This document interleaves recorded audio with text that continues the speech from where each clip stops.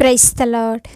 దేవుని పరిశుద్ధమైన నామంలో వాక్యమును వినిచున్న మీ అందరికీ ప్రభు పేరట మా యొక్క శుభాభివందనములు తెలియజేస్తున్నాము. ఈరోజు దేవుని వాగ్దానము, యెహోవా కరుణా కటాక్షము కలవాడు కనుక ఆయన మీ యందు ప్రసన్నుడగును. 2వ దినవృత్తాంతముల గ్రంథము 30వ అధ్యాయము 9వ వచనము. ప్రియ సహోదరి సహోదరులారా, మనం ఆరాధిస్తున్న దేవుడు కరుణా కటాక్షంలో కలవాడు, శాంతమూర్తి, కనికర పూర్ణుడు.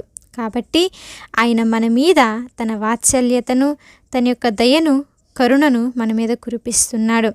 మరి దేవుడు మన ఎడల కరుణ చూపించాలి అంటే మనము మనుషుల వైపు కాదండి చూడవలసినది, దేవుని వైపు చూడాలి.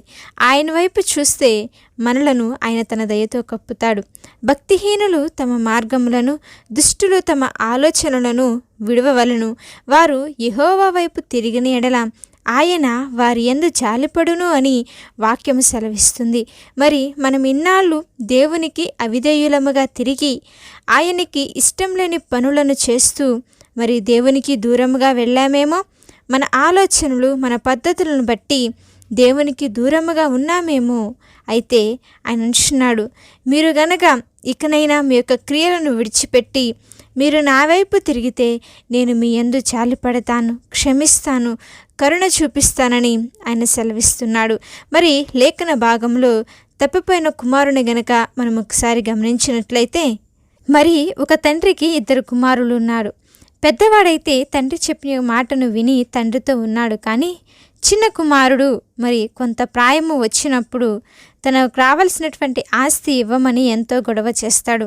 మరి ఆ ఆస్తిని తీసుకొని అతడు ఎంతో దూర ప్రాంతము వెళ్ళిపోయి అతనుకున్నటువంటి డబ్బు అంతటిని కూడా ఖర్చు చేస్తాడు. తండ్రి చెప్పాడు, వద్దు, వెళ్ళవద్దు, వెళితే నీ బ్రతుకు నాశనం అయిపోతుంది, నీ జీవితం బాగుపడదని తండ్రి సెలవిచ్చిన తండ్రి మాటను కుమారుడు లెక్క చేయలేదండి. లెక్క చేయకుండా తనకు రావాల్సినటువంటి ఆస్తిని, వాటను అంతటిని కూడా తీసుకొని మరి వెళ్ళిపోయి తన స్నేహితులతో కలిసి తన ఇష్టానుసారంగా తినొచ్చు, త్రాగొచ్చు, బ్రతుకుతూ ఎలా పడితే అలా ఉంటూ మరి వృధాగా తన యొక్క ధనమును అంతటిని కూడా ఖర్చు చేశాడు. చివరికి కనీసం అతనికి తినటానికి ఆహారం కూడా దొరికినటువంటి పరిస్థితులు వచ్చాయి.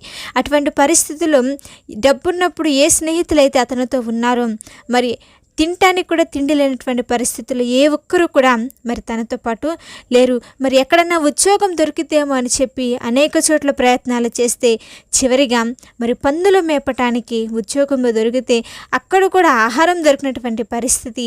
ఆకలిని తట్టుకోలేక ఆ పందులు తినే ఆహారము తిని తృప్తి పొందుదామన్నా సరే అది కూడా అతనికి దొరకలేదండి. అప్పుడు ఆ కుమారుడు పశ్చాత్తాపడుతున్నాడు. అయ్యో, నేను నా తండ్రి దృష్టికి, పరలోకమందున్న దేవుని దృష్టికి వ్యతిరేకంగా నడిచానే, ఇకనైనా నేను వెళ్తాను, వెళ్ళి క్షమించమని అడుగుతానని చెప్పి ప్రయాణమై తన తండ్రి ఇంటికి బయలుదేరినప్పుడు అతడు ఇంకా దూరముగా ఉండగానే తండ్రి తనకు కుమారుని గుర్తుపట్టి పరిగెత్తుకొని వెళ్ళిపోయి మరి అతన్ని హత్తుకొని మెడ మీద పడి ముద్దు పెట్టుకొని మరి అతన్ని ఇంటికి తీసుకొచ్చాడు. కుమారుడు అంటున్నాడు, తండ్రి నన్ను క్షమించు అంటే తండ్రి ఆ యొక్క కుమారుణ్ణి క్షమించేసి గొప్ప విందునంటండి ఏర్పాటు చేశాడంటండి.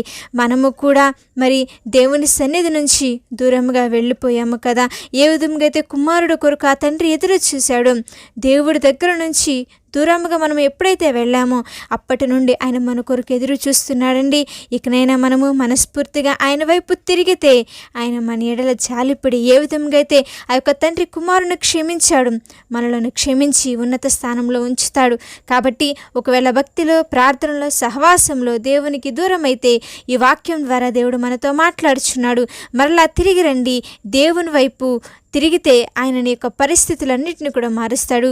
కోల్పోయిన సంతోషము, ఆనందము అన్నిటిని కూడా ఇచ్చి ఆశీర్వదిస్తాడు. కాబట్టి ఈ యొక్క వాగ్దానము దేవుడు మనందరి జీవితాల్లో నెరవేర్చునుగాక.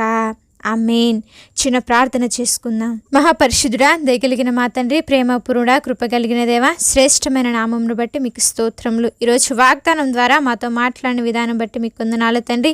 అవును దేవా, మీకు వ్యతిరేకంగా బ్రతుకుతూ ఎన్నో మరలు మీకు అవిధేయులుగా జీవించామయ్యా. దయతో మమ్మల్ని మీరు మన్నించి, క్షమించి, నీ కృపతో నింపి నడిపించి బలపరచమని ప్రార్థిస్తున్నాం. వాక్యం వింటున్న బిడ్డలందరి పట్ల ఈ యొక్క వాగ్దానంను నెరవేర్చి నీ కృపతో నింపమని యేసుక్రీస్తు వారి ఉన్నతమైన నామములో అడిగి వేడుకొని ప్రార్థిస్తున్నాము తండ్రి. ఆమేన్.